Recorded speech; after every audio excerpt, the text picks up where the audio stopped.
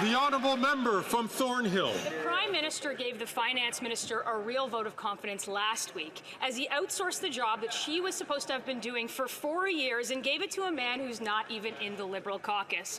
First, the Prime Minister tried to fire her in the newspaper, and now she's being shoved aside for carbon tax Carney, a man focused on his own profits and his own corporate interests, who was brought in to serve as the de facto Finance Minister.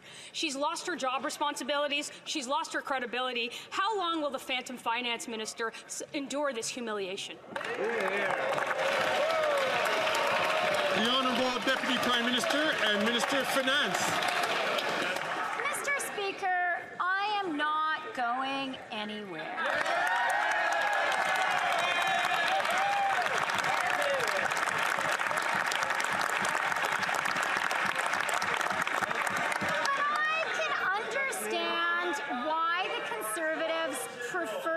Focus on personal mudslinging and attacks rather than to actually talk about the economy.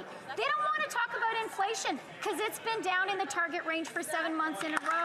They don't want to talk about interest rates down 3 times in a row. All they can do is insult people. The honourable member from Thornhill. Who's going to tell her? She just got a demotion, and he hired a guy that's not even elected to do her job. Does anyone believe that carbon tax Carney is going to tell the Prime Minister how to help a family afford groceries as the loudest cheerleader for carbon taxes ever?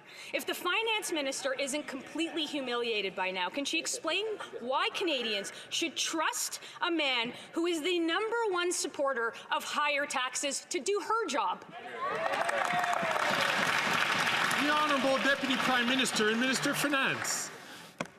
Mr. Speaker, we are seeing more clearly than ever that the only thing the Conservatives know how to do is to level personal attacks and personal denigration.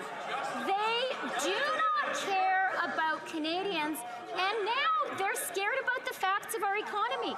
So let me tell you some facts. Inflation in the target range for 7 months in a row.